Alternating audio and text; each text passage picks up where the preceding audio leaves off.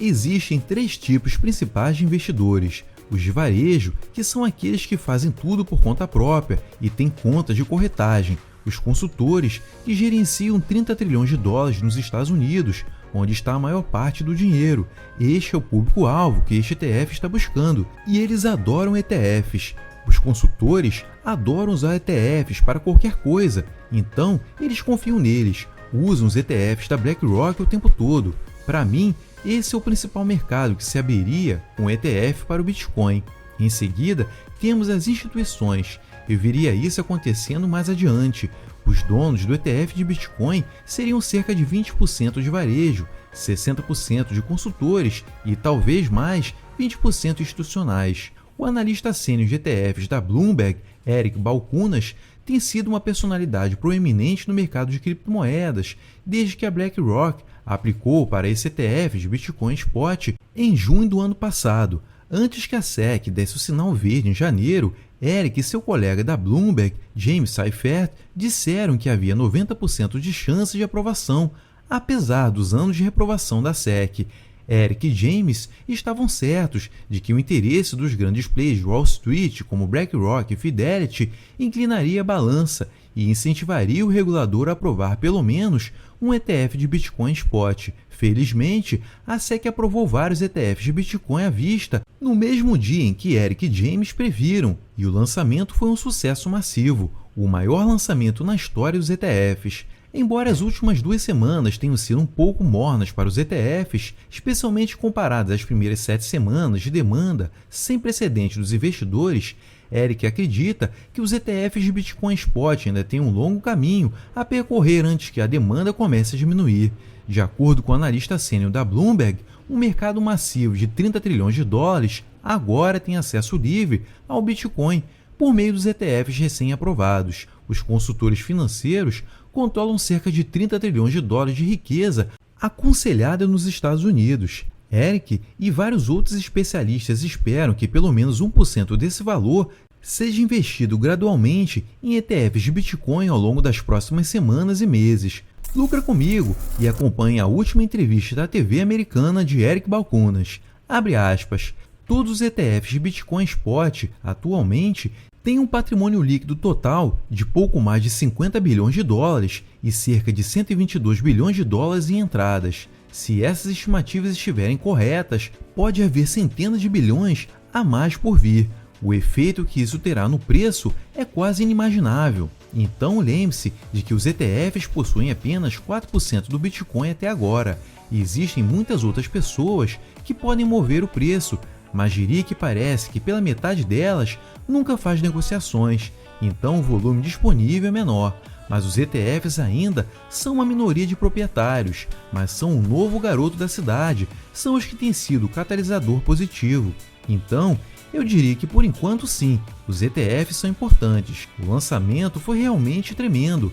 Esfriou um pouco na última semana, mas no geral, estamos falando de 12 bilhões de dólares em fluxos líquidos e 55 bilhões em ativos totais. Esses são números que, segundo nossas previsões, teriam esses números após 12 meses, não 3. Isso apenas mostra onde eles estão, e eu achava que éramos uma das equipes mais otimistas por aí. Então, eles já atingiram nossas previsões de 12 meses em 2 meses e meio. Acho interessante nessa era do Bitcoin é como parece que esta é a 4ª vez que essa coisa sobreviveu, tipo uma Primeira Guerra Mundial. O Bitcoin é como uma barata que, em termos de sua capacidade de ressurgir dos mortos, e é por isso que eu o respeito.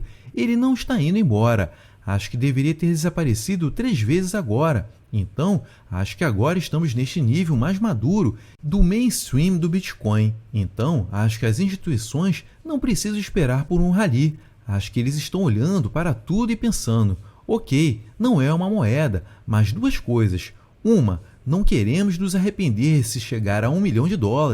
Eu chamo isso de futuro, como fair cure. E número 2, todos meio que estão acordando para o fato de que o dólar foi desvalorizado e a inflação pode roubar seu dinheiro e você obtém menos de seus retornos reais. Seus retornos reais são menores do que a sua carteira mostra, e isso poderia ser uma maneira de se proteger disso, porque é, de novo, uma reserva de valor. Então, acho que por essas duas razões, mesmo que as pessoas não sejam verdadeiros crentes, elas podem se interessar em alocar para isso, e acho que isso é bastante poderoso, e isso não tinha antes. E acho que o ETF e ter pessoas como Larry Fink, que é o chefe da BlackRock, e a Fidelity e essas gigantescas e massivas instituições americanas, os gestores de ativos envolvidos e apoiando isso, é uma grande coisa. Fecha aspas. Durante a entrevista, Eric também discutiu os fluxos de saída dos ETFs da semana passada, o efeito sobre os preços do Bitcoin e por quanto tempo espera que continue. Segundo o Eric, o Bitcoin pode estar a alguns milhares de dólares de sua máxima histórica, mas ainda subiu mais de 100% nos últimos 6 meses e cerca de 150% no último ano. Eric também acredita que as quedas de preços foram causadas por nativos de criptomoedas lucrando assim que o Bitcoin ultrapassou os 70 mil dólares no início desse mês. Apesar desses fatores, que Eric mantém são completamente normais, o EBIT da BlackRock continua a manter uma impressionante sequência de fluxos de entrada.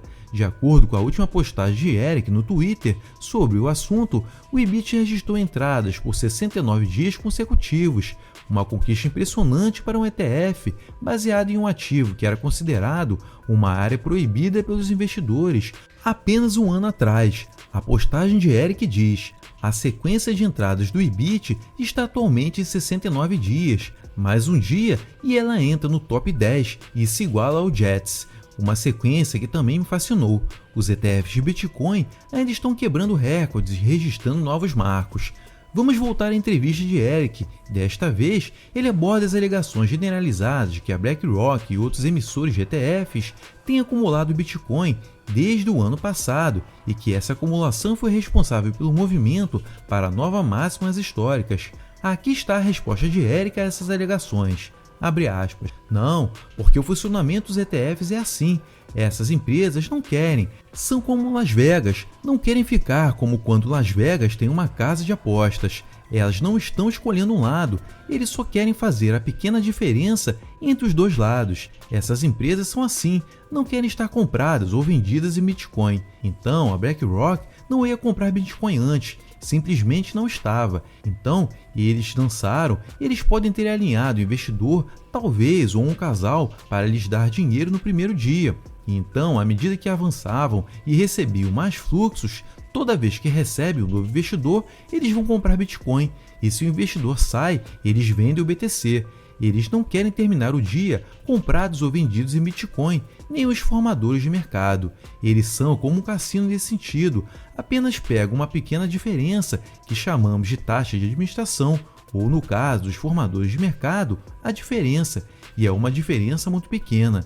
Eu acho que é uma troca justa para as vantagens de poder terceirizar tudo isso para outra pessoa. Então, eles não queriam comprar antes do aumento de preço, porque acho que muitas pessoas de criptomoedas e hedge funds, muitas pessoas desse mercado compraram o desconto do GBTC.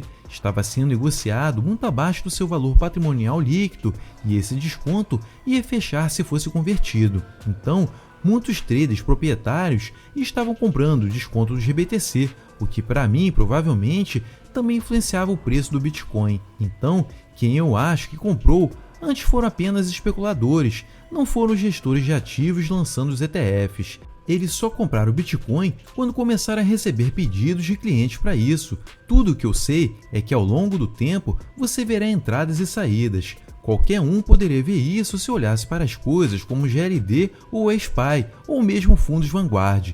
Eles veem saídas e é assim que os ETFs operam. Mas o que eu estava tentando dizer é, não deixe que um dia de saída te faça chorar como um bebê.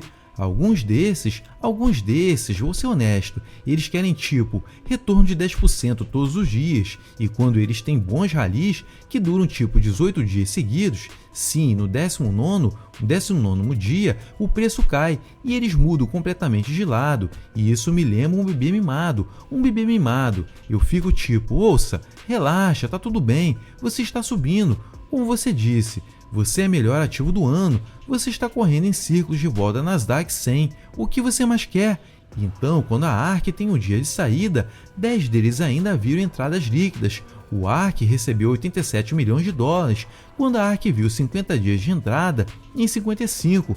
Não é grande coisa. Na verdade, é por isso que eu estava dizendo, apenas relaxe. O que você vai ver é que pessoas entraram e saíram ao longo do tempo, mas ao longo do tempo as categorias crescem em positivo líquido. E veja a mesma coisa acontecendo aqui. E pode haver uma queda onde o Bitcoin vai cair 30% e talvez 6 de 10 deles vejam saídas em uma semana. Bom, está tudo bem, ao longo do tempo, à medida que a categoria se constrói e os ETFs são populares, a categoria vai crescer. E geralmente, os investidores de ETF são mais firmes do que as pessoas pensam. Eu não vejo 100% dos investidores correndo para as colinas se o Bitcoin cair 30%. Acho que você vai ver algumas pessoas, talvez 10%, certo? 10% de 55 bilhões são 5 bilhões. 5 bilhões de dólares saindo em uma semana. E as pessoas tipo, oh meu Deus, não é isso, não estava tudo bem? Ao longo do tempo, vejo esses 55 bilhões de dólares aumentando lentamente, e a maioria das pessoas vai permanecer investida nos ETFs. Aqui está o porquê. A maioria dos investidores de ETFs são do tipo 60-40. Eles têm ações, títulos e têm isso guardado para aposentadoria e vão esperar 30 anos para que isso cresça como uma árvore, porque tem que se compor, e é onde está a mágica dos investimentos. Mas eles estão entediados, então deixam isso quieto e têm uma pequena alocação, que eu chamo de molho picante, e vão encontrar coisas que o deixem animados, ou que sinto que vão fazer com que eles tenham FOMO, e o Bitcoin, para mim, é onde isso se encaixa.